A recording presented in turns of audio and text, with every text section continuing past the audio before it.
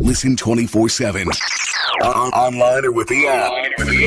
NBC Sports Radio, because our game never stops.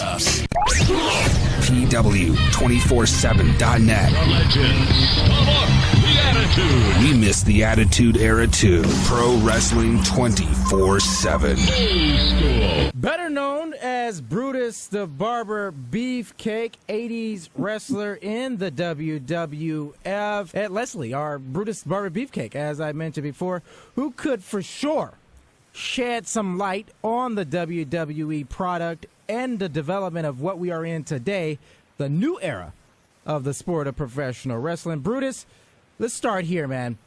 Currently, we are in this new era of pro wrestling where Vince and the WWE has done some talent grabbing from other promotions, whether it's indie or mainstream like TNA, ROH.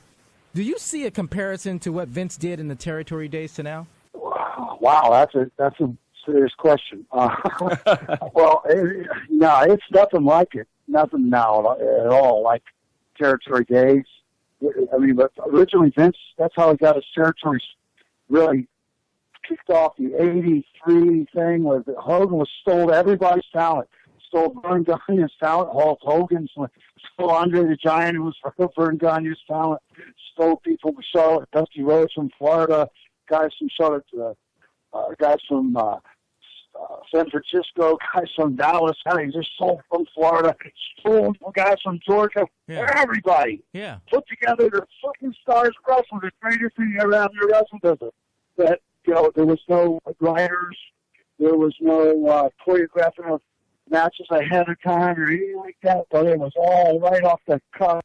Interviews by guys were interviewed by guys. Wrestlers actually looked like wrestlers and wrestled on the wrestling show. Mm-hmm. So, but, it's a different times change. Sometimes you gotta roll with the change. That's what Vince has done. He's still alive and kicking after all this. You gotta kick your head off to the guy. You said something. You said wrestlers were actually look like wrestlers. Why is it that in pro wrestling, people have the promoters have this ideal of what a pro wrestler should be when we've all seen people like a Rey Mysterio, or even in today's market we have Enzo Amore and Kalisto there in the WWE. We have guys like Tigre Uno down in TNA, these smaller guys that aren't your typical pro wrestler. Why is it that these guys don't get the look that a guy like a Hulk Hogan or a Brutus Beefcake, or in today's market, a Baron Corbin or a John Cena get? What is it? It's a perception about wrestling, I guess, the size thing, when you used to have guys like Haystacks Calhoun, 600 pounds. Andre the Giant at 700 pounds. 7 foot tall. Big John Studd, 7 foot tall, 425 pounds. King Kong Bundy. I mean, it's an endless list of King Kong Mosca, ex-football players, big men, not ripped to the bone at 190 pounds and stuff. Just big, plain, big men, big guys, huge size. And, it wasn't hard to convince anybody that they were mean, they were big, and they were capable of wrestling. And sometimes these guys weighs 142 pounds, and they can throw him like an arrow out of the ring into the stands. I mean, but there's so much believability that those guys bring to the table. Then there's a whole different ballgame when you got the big boys, and that era. So things change, and they had to sell them a whole different product and different guys, and the talent didn't have time to develop in territories like all we did. Yeah. When I started in 1976, and I wrestled for 7-8 years in territories before I went to WWE. And when I got there, Canaan, I was Beefcake, and I was ready. And it showed. Damn. They started pushing me right out of the gate. So, I mean, I didn't have any warm up or anything like that to prove yourself or anything. But it was a full super push from the get-go, and then lasted for years and years, 10 years. It's different. Brutus the Barber Beefcake joining us here on Pro Wrestling 24/7, NBC Sports Radio on Demand. You brought up the bigger wrestlers. Now, Bret Hart, a few weeks back, said he misses, those big wrestlers in the WWE or in professional wrestler as a whole.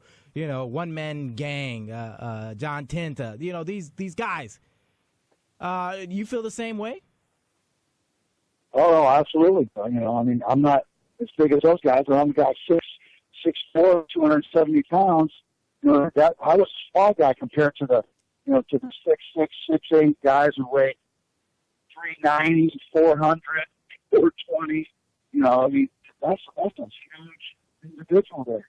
But I still wrestle. I wrestled them, and I had a great time wrestling. The big boys. Junkyard Dog, over 300 pounds. Yeah. Ex-football player.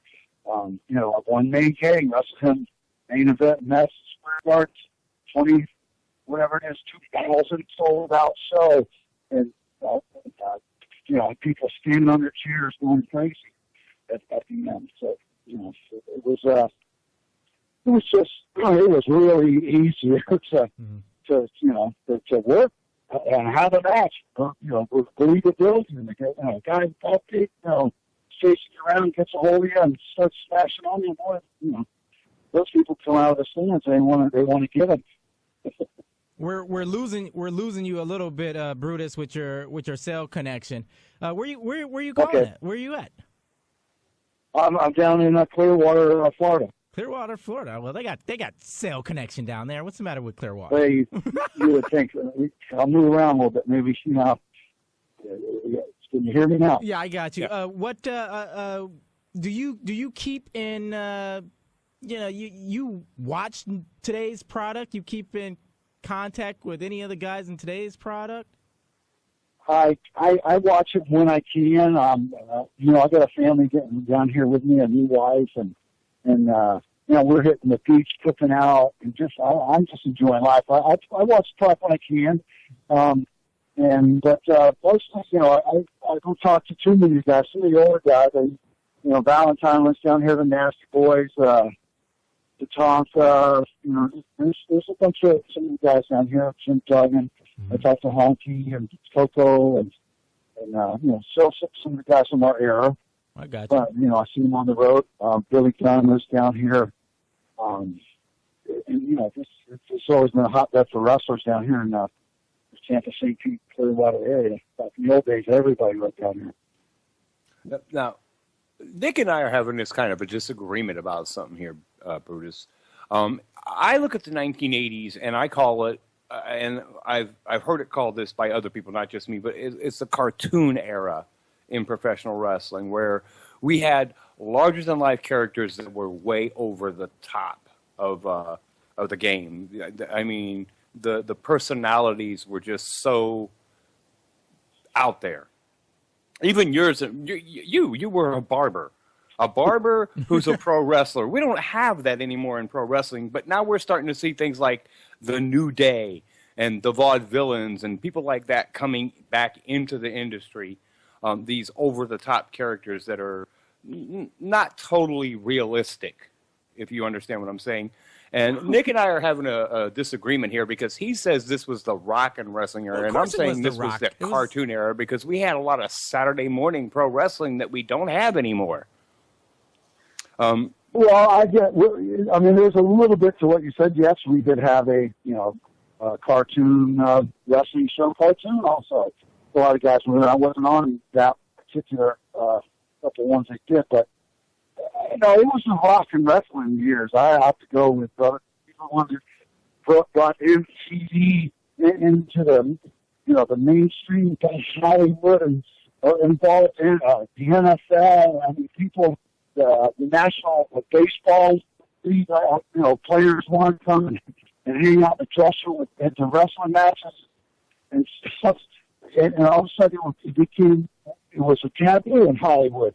Wrestling was until the 80s, and then all of a sudden, boom, it became cool to be hanging out with the wrestlers. We're on MTV, man. Everybody was walking with us.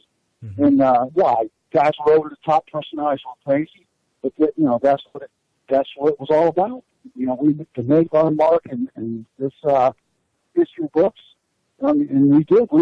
We changed the whole face of wrestling and developed and made it to get one of the biggest money-making things that ever walked this planet. Brutus the Barber Beefcake joining us here on Pro Wrestling 24/7 NBC Sports Radio. Now, you brought up that you keep in contact with a lot of the guys from your era, your time in professional wrestling.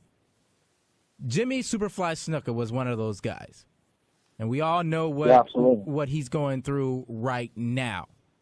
Take me back, or take us back, take the listeners back to that time in the locker room where Superfly would be in the locker room, you guys would be in the locker room. What was the feeling, the atmosphere at that time? You're talking about 1982 or something? Yeah, exactly. Well, you know, Superfly was a Superfly, man. You know, brother Jimmy, you know, Jimmy didn't say a whole lot. He was, you know, when him and Piper did his deal, and Piper hit him with that coconut in the Piper's pit, and they had a hell of a hot thing going around the whole country. And, Jimmy was a friend of mine since from the beginning. When I started the business in 78 or whatever, when I first hit New York. And Vince McMahon Sr. was actually running the business back then. So, I mean, but Jimmy was cool. Jimmy, I never know Jimmy to hurt a fly. You know, he was always good to me.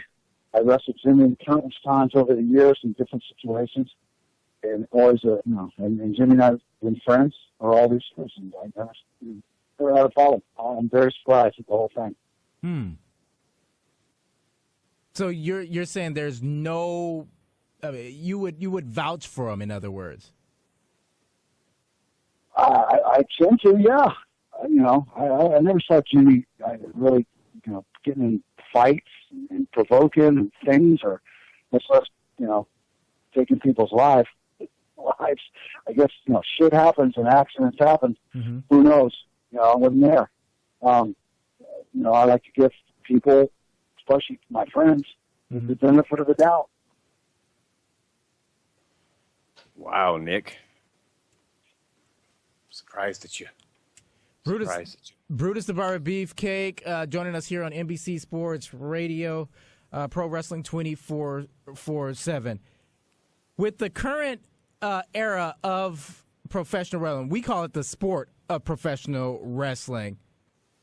Do you mind the way the WWE is taking wrestling, the sports entertainment field, compared to the way it was back then? Do you mind it?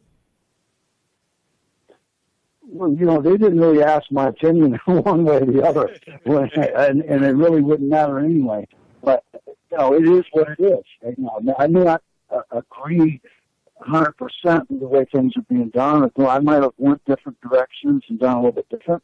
But you know what? I'm not in charge. I'm not the man out there and putting my company on the line all the time and around the world. And you know, he's entitled to run it the way he feels, you know, that he should run it. And you know, things change, time changes. You know, just like wrestling was in the 60s and early 70s. It was like the caveman days. You know, the guys out there, and then all of a sudden, the 80s hit when we took it to outer space. You know. Is there any animosity towards the newer wrestlers today from guys like in your era? Well, I can't speak for everybody, though. But as far as I know, and the guys like the Jim Duggan and Honky and the guys that we get along with everybody. I'm still working with WWE. I just went and did Christian and Edge show. Recently, it's on the WWE Network, and I mean, the guys loved it. They loved to work with a old school guy. You know, walking into the studio, where most people take 5 hours to do a segment. It took us an hour. Because bam, boom, bam, I'm gonna tell me what to do. He's pointing me in the direction. I'm thinking there. I don't memorize lines or do all that bullshit, but right. I know how to be a wrestler and how to be my character. and tell me what you want, and I'll deliver. You know, and that's what our business, our wrestling business used to be all about. And guys, you know, were able to think on their own, think on their feet, and go out there and entertain the crowd, and make that crowd scream, make that crowd yell, and make them excited, and make them want to come back and watch you again and again and again. And that, my friend, is a secret. That's called psychology, the ring psychology of our business. And mastering that ring psychology, being a master of that, is really the hardest thing to do in our business. And guys, for some reason, last year was really hard on most fans. We lost Hot Rod, we lost Dusty. I mean, it's like God's trying to get his own federation going there to compete with. We all was against Vince. Why do you think the fans are so deeply attached to the wrestlers? Why do we get that attachment where when something happens like that, we feel like we've lost our closest friend in life?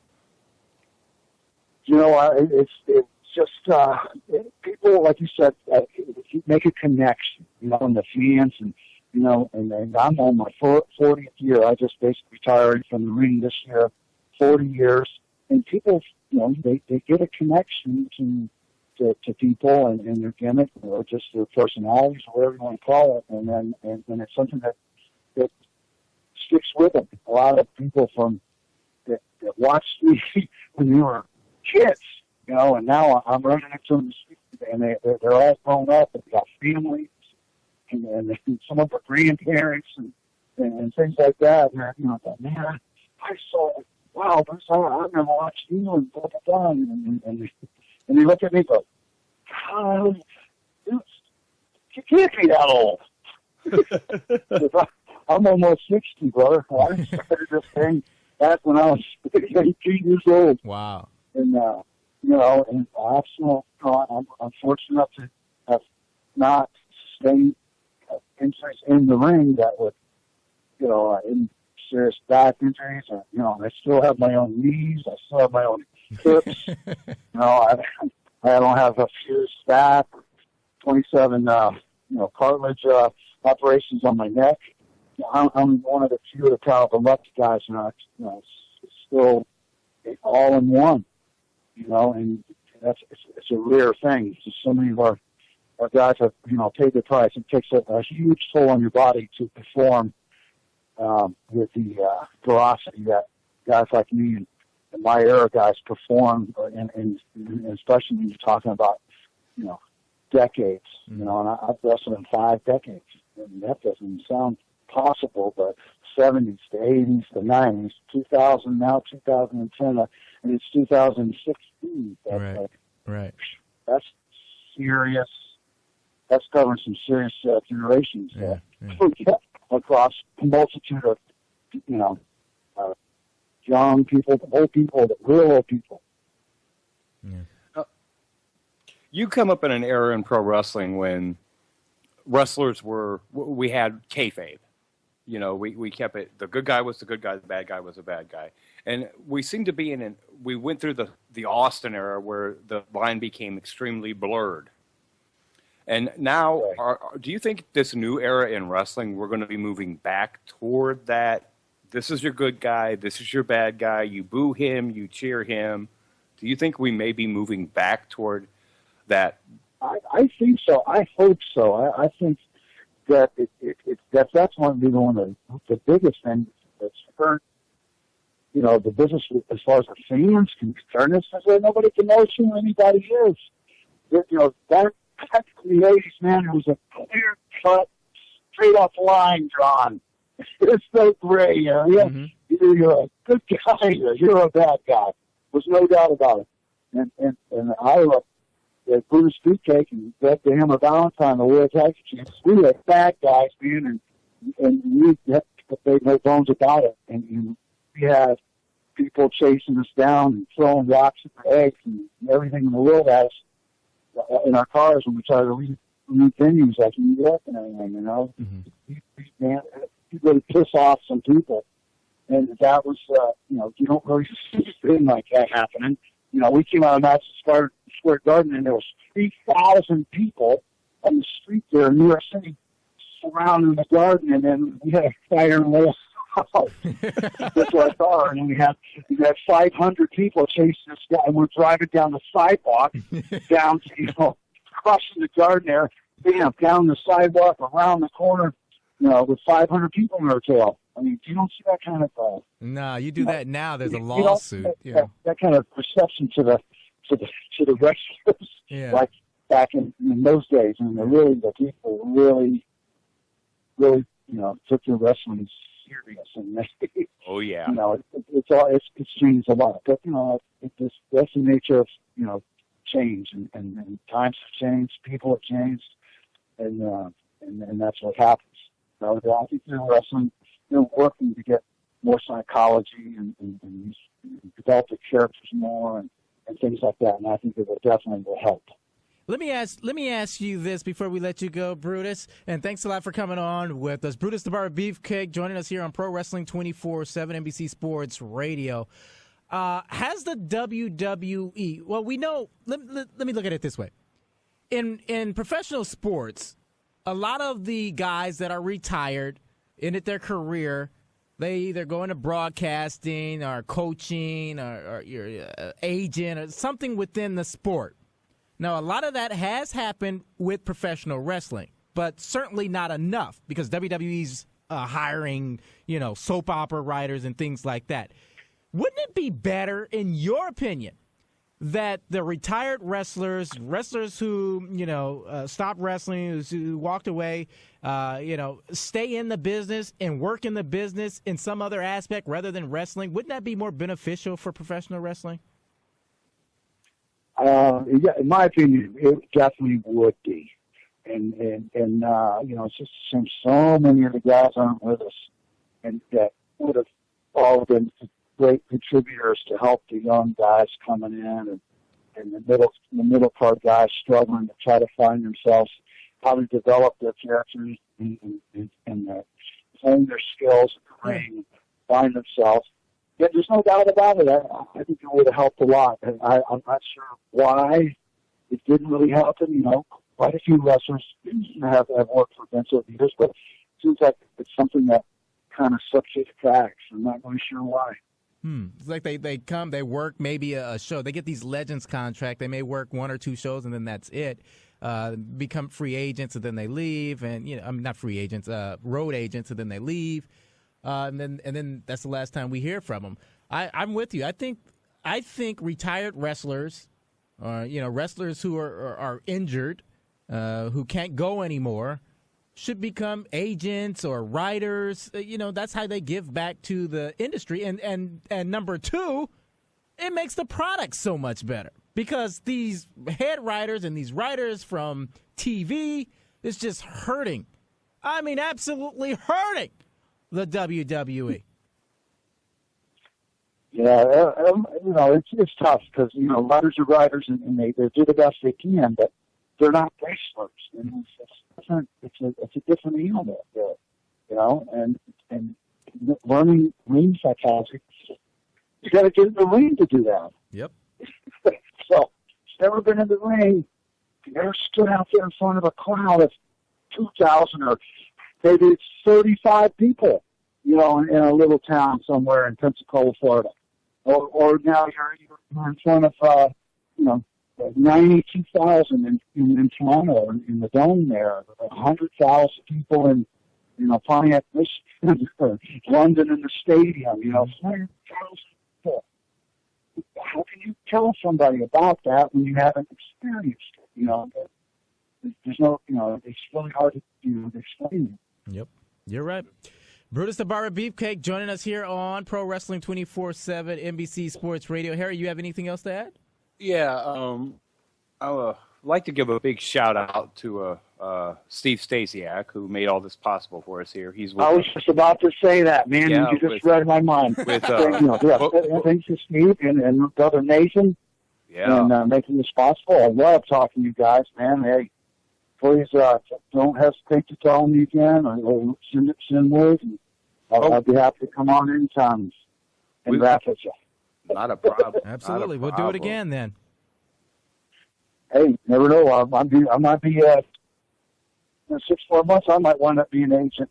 Hey, exactly what you guys are talking about. Yeah, any promoter out there or anybody listening that wants to book Brutus, you can go to bookprowrestlers.com, give them a phone call, send them an email. They'll get the word to him, and they'll get it done for you right there.